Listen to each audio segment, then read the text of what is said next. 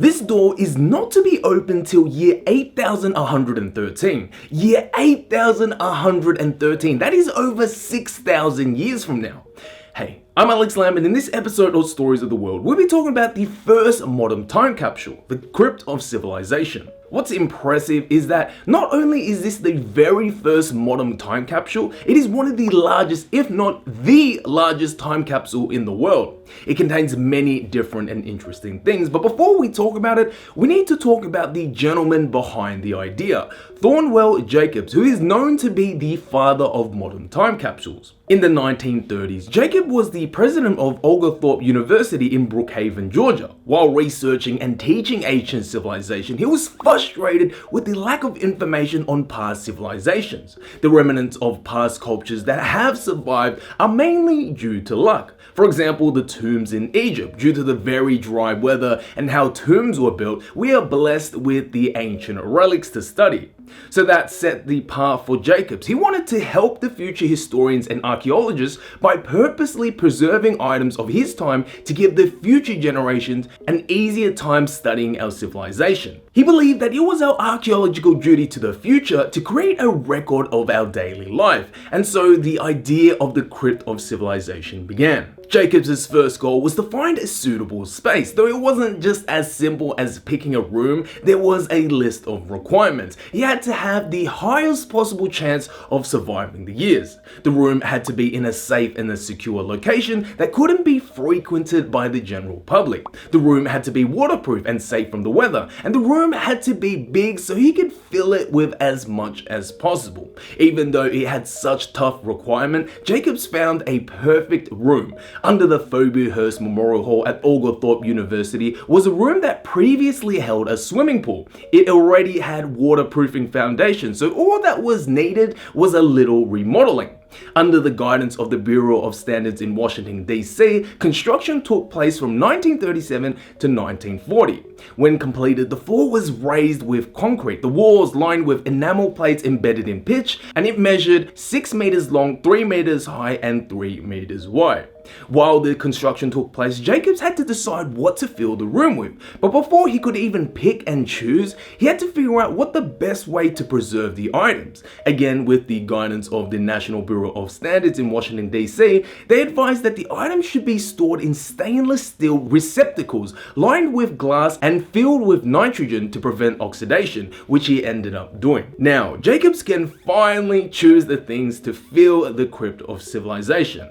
He had to make sure to fill the crypt with items that best represented his time. I'm not going to go through everything that's in the crypt. The full list can be found on the official website, which I've linked in the description box below, but we'll quickly highlight some interesting items.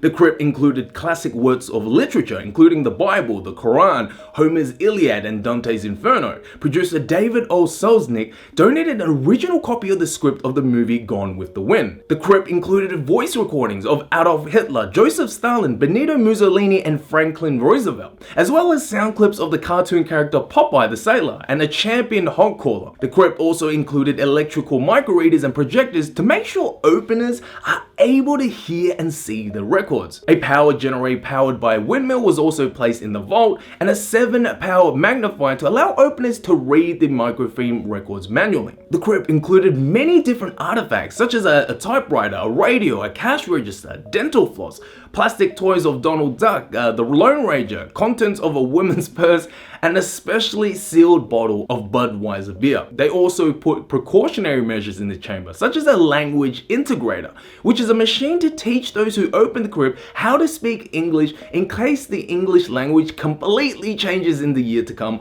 or completely forgotten.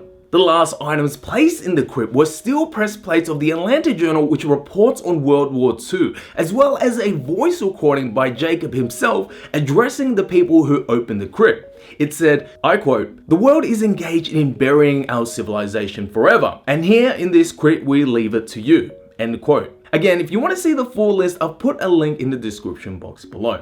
On May 25th, 1940, the crypt was sealed. They welded the door shut and fused onto a plaque written by Jacobs. It read, and I quote, "This crypt contains memorials of the civilization which existed in the United States and the world at large during first half of the 20th century, in receptacles of stainless steel in which the air has been replaced by inert gases are encyclopedia, history, science works, special editions of newspapers, travelologies, travel talks, cinema reels, models, phonograph records, and similar materials from which the idea of the state and nature of the civilization which existed from 1900s to 1950 can be ascertained. No jewels or precious metals are included. We depend upon the laws of County of DeKalb and State of Georgia and the government of United States and their heirs, assigns and successors, and upon this sense of sportsmanship of prosperity for the continued preservation of the vault until the year 8113, at which time we direct that it shall be opened by authorities representing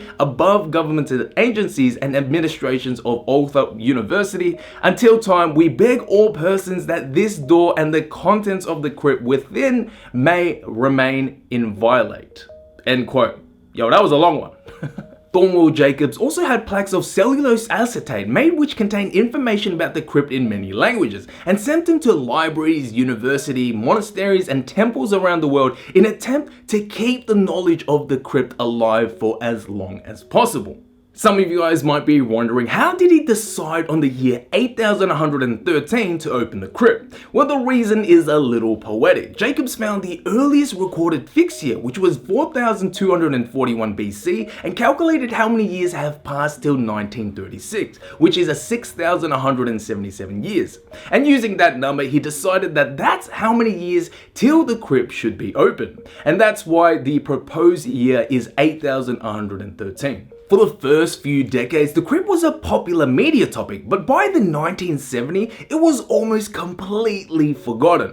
On the 50th anniversary of the crypt sealing, the International Time Capsule Society was formed at Oglethorpe University, which aims to study and record various time capsules around the world. Their headquarters is also at Oglethorpe University, which is great because they can keep a close eye on the Crypt of Civilization. Now, if you guys have noticed, I haven't used the phrase time capsule to describe the Crypt of Civilization, and that's because it wasn't the crypt that created the name.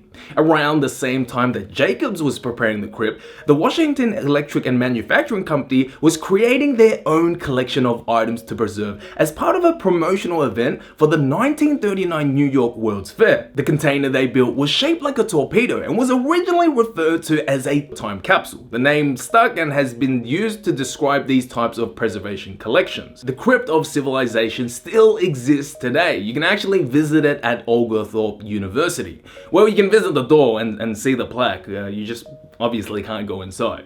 Now, an interesting discussion topic that regularly comes up with time capsules is that the items in the time capsules would have a slight bias in portraying our civilization.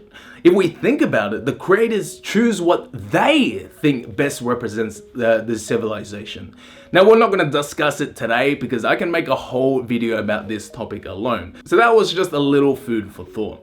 So here's a question for you guys. Do you guys think that the Crypt of Civilization will make it all the way to year 8113? Why or why not? Let me know in the comments below. So that's the story of the Crypt of Civilization, the first modern time capsule and one of the largest, if not the largest time capsule in the world. If you guys enjoyed this video, hit the like button and subscribe if you want to hear more stories. I also stream daily on Twitch, so drop by if you want to have a chat. I'm Alex Lamb and this is Stories of the World. Peace.